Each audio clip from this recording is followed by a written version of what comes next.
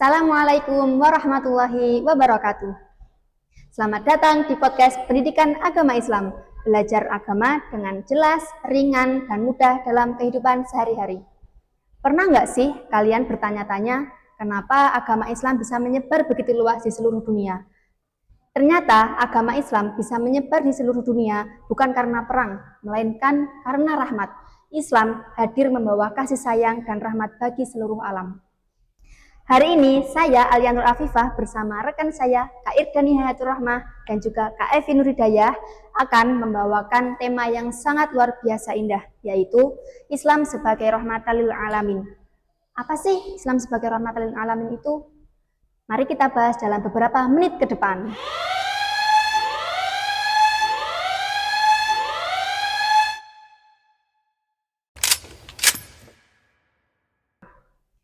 Islam sebagai rahmatan lil alamin terfirman dalam Quran Surah Al-Anbiya ayat 107 yang berbunyi A'udzu billahi minasyaitonir rajim. Bismillahirrahmanirrahim. Wa ma arsalnaka illa rahmatan lil alamin. Yang artinya, tidaklah kami menurunkan engkau Muhammad kecuali sebagai rahmat bagi seluruh alam. Maknanya, ternyata Islam bukan hanya sebagai rahmat bagi manusia, tetapi juga rahmat bagi hewan, tumbuhan, dan juga seluruh alam semesta. Oh iya Kak, iya.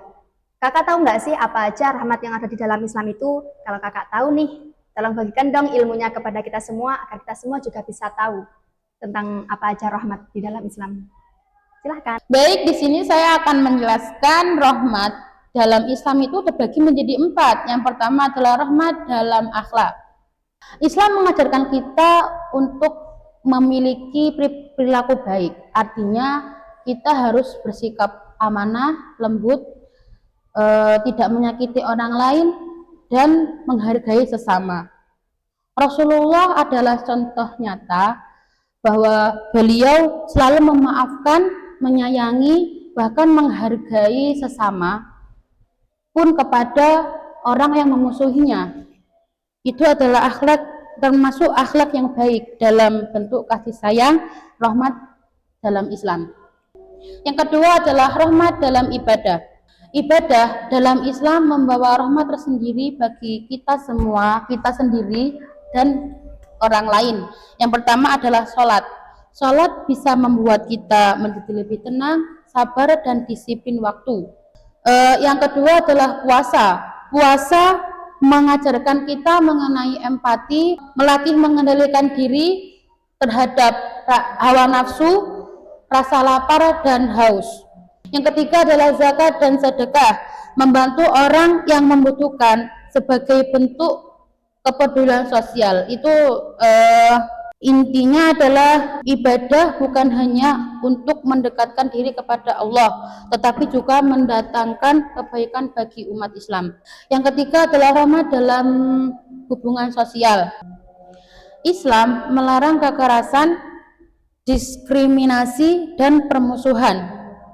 Umat Islam diminta untuk bersikap adil kepada siapapun, termasuk kepada orang yang berbeda ras, agama, dan suku. Yang keempat adalah rahmat dalam lingkungan.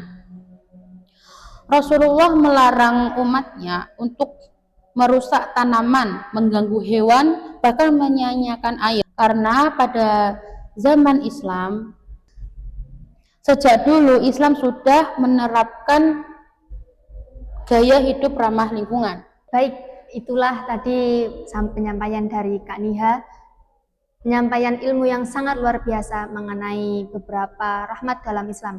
Ada rahmat dalam akhlak, rahmat dalam ibadah, rahmat dalam lingkungan sosial, dan juga rahmat dalam lingkungan sekitar kita. Selanjutnya nih Kak Evi, apa yang bisa diterapkan dalam kehidupan siswa? Kan kita mengetahui bahwa siswa itu masih mempunyai kehidupan yang panjang nantinya, agar mereka bisa menjadi pribadi yang baik di masyarakat. Islam sebagai rahmatan lil alamin, apa yang bisa mereka ambil dalam hal ini? Tolong sampaikan dan jelaskan. Nah, baik, di sini saya akan menjelaskan tentang contoh penerapan di kehidupan siswa. Contohnya seperti tidak membuli, yaitu menggunakan kata-kata yang sopan dan tidak menyakiti orang lain, membantu guru dan orang tua, menjaga kebersihan kelas dan lingkungan, dan menghargai teman yang berbeda latar belakang. Kecil tapi berdampak, itulah rahmat. Jadi itu semua tadi contoh dari penerapan Islam sebagai rahmatan lil alamin di kehidupan siswa ya. Apalagi tentang membuli.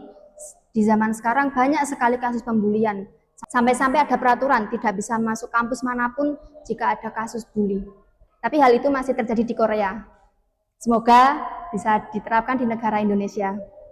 Baiklah, terima kasih Kak Nihat dan Kak Evi atas waktunya hari ini, atas penyampaian ilmu yang sangat bermanfaat. Bagi kalian pemirsa di rumah, apabila merasa podcast ini bermanfaat, jangan lupa like dan share ke teman-teman kalian, dan jangan lupa tinggalkan komentar mengenai hal apa saja yang ingin kalian lakukan untuk menerapkan Islam sebagai rahmatan lil alamin di lingkungan sekitar. Sampai berjumpa lagi di episode berikutnya. Wassalamualaikum warahmatullahi wabarakatuh.